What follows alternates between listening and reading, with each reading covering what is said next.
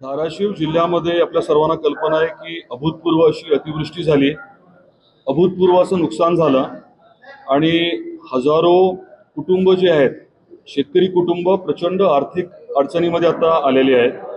अनेक कुटुंबांनी आत्ताच्या खरीप हंगामाच्या नंतर घरात 4 पैसे आल्यानंतर लग्न कार्य करायचं ठरवलेलं असणार आहे आणि असे बरेच कुटुंब आज विवंचनेत आहेत की नेमकं करायचं काय. पीक गेल्यामुळे आर्थिक अडचण मोठी आहे.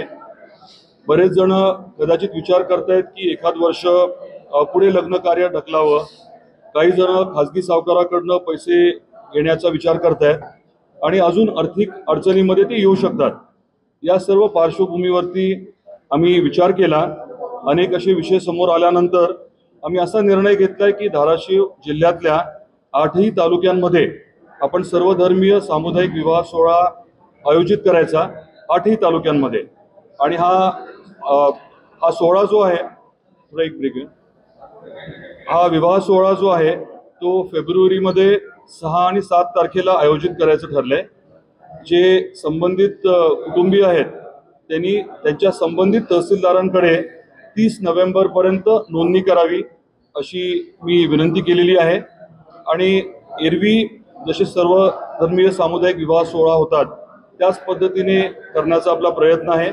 हे करत असताना कुठल्या एकटे-दुकटेचं काम नाहीये, तर सामाजिक जबाबदारी बांधिलकी म्हणून वेगवेगळ्या NGOजना आपण बरोबर घेतोय, ट्रस्टना बरोबर घेतोय. मग ते तेरणा असेल, तुळजाभवानी असेल, अनेक दानशूर लोक देखील पुढे येतील अशी अपेक्षा आहे. प्रशासन देखील आपल्याला याच्यामध्ये मदत करेल आणि जे काही आपण धाराशिवमध्ये आयोजित करतोय याबद्दलची माहिती शेजारच्या आणि अफेक्टेड जे जिल्हे आहेत जिथे अतिवृष्टीमुळे मोठं नुकसान झालंय तिथल्या जिल्हाधिकाऱ्यांना देखील आपण कळवतोय, जेणेकरून त्यांच्या जिल्ह्यात त्यांना देखील सर्वधर्मीय सामुदायिक विवाह सोहळे आयोजित करता येतील.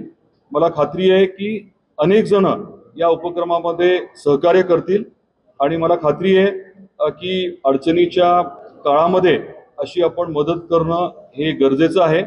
आणि मोठ्या प्रमाणामध्ये जिथे लग्न कार्य ठरलं होतं असे कुटुंब या संधीच्या माध्यमातून सहकार्य जे आहे ते त्यांना मिळू शकेल असं मला वाटतंय. आपण या प्रक्रियेमध्ये वेगवेगळ्या घटकांना बरोबर घ्यायचा प्रयत्न करतोय आणि तहसीलदारांचं नाव सांगण्यामागचं कारण एवढंच आहे की एकत्रित ज्यांची इच्छा आहे, ज्या कुटुंबांची इच्छा आहे या सोहळ्यामध्ये सहभागी होण्याची, त्यांची नोंदणी एका ठिकाणी व्हावी एवढ्यापुरतं मर्यादित आहे. सरकारी कुठला निधी वापरण्याचं नियोजन नाहीये. आपल्याला आठवत असेल की काही वर्षांपूर्वी दुष्काळी परिस्थितीमध्ये आपले जे चॅरिटी कमिशनर आहेत त्यांच्या माध्यमातून अशा प्रकारचे विवाह सोहळे आपण अरेंज केले होते साधारण त्या धर्तीवरती. परंतु सरकारी मदत, आर्थिक मदत न घेता आम्ही सर्वजण मिळून हा उपक्रम जो आहे तो राबवायचं ठरवलंय. साधारणपणे सर्वधर्मीय सामुदायिक विवाह सोहळे जेव्हा अरेंज केले जातात तेव्हा नवदाम्पत्याला काही भेटवस्तू देणं, संसार उपयोगी काही साधनं उपलब्ध करून देणं, ही जी प्रक्रिया असते ती निश्चितपणे केली जाईल.